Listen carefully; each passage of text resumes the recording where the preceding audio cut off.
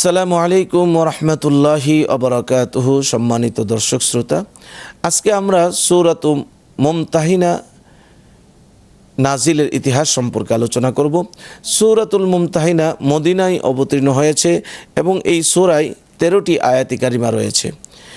রাসূল করিম সাল্লাল্লাহু আলাইহি ওয়াসাল্লাম একবার হযরত আলী রাদিয়াল্লাহু তাআলা আনহু, হযরত মিকদাদ ইবনে আসওয়াদ রাদিয়াল্লাহু তাআলা আনহু, হযরত জুবাইর ইবনে আওয়াম রাদিয়াল্লাহু তাআলা আনহুকে বললেন, তোমরা রওজায়ে খাক নামক জায়গায় যাও, সেখানে ওটের উপর আরোহী এক নারীকে পাবে, তার কাছে একটা চিঠি পাবে, সে চিঠিটা আমার কাছে নিয়ে আসবে।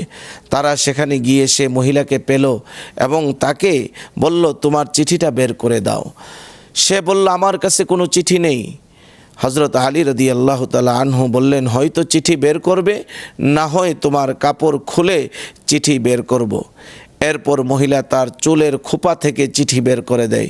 সেই চিঠি নিয়ে তারা রাসূল করিম সাল্লাল্লাহু আলাইহি ওয়াসাল্লামের কাছে আসেন।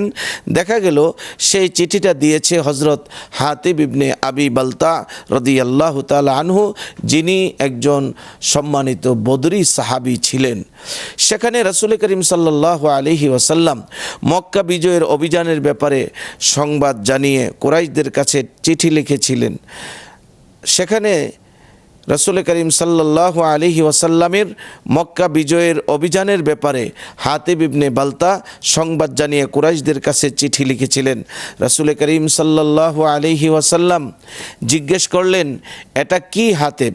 হযরত হাতিব ইবনে আবি বালতা রাদিয়াল্লাহু তাআলা আনহু বললেন, ইয়া রাসূলুল্লাহ, আমি কুফরি করে এই চিঠি দেইনি, বরং মক্কায় আমার পরিবার রয়েছে, আমি তাদের ব্যাপারে কাফেরদের আক্রমণের আশঙ্কা করছিলাম। সকল মুহাজিরদের আত্মীয়রা তাদের পরিবারকে রক্ষা করবে, কিন্তু আমার পরিবারকে রক্ষা করার কেউ নেই।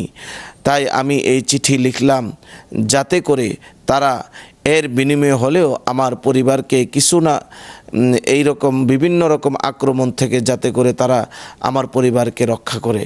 রাসূল করিম সাল্লাল্লাহু আলাইহি ওয়াসাল্লাম হযরত হাতিব ইবনে আবি বালতা রাদিয়াল্লাহু তাআলা আনহুর এই কথা শোনার পরে বলেছেন যে তিনি সত্য বলেছেন।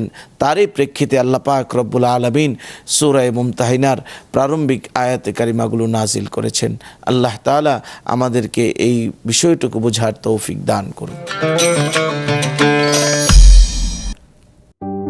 আস্থা, নিরাপত্তা ও প্রগতির সাথে প্রযুক্তির সমন্বয়ে গ্রাহকদের সর্বোচ্চ মানের ব্যাংকিং সেবা প্রদানই কমিউনিটি ব্যাংকের লক্ষ্য। কমিউনিটি ব্যাংক, সবার ব্যাংক।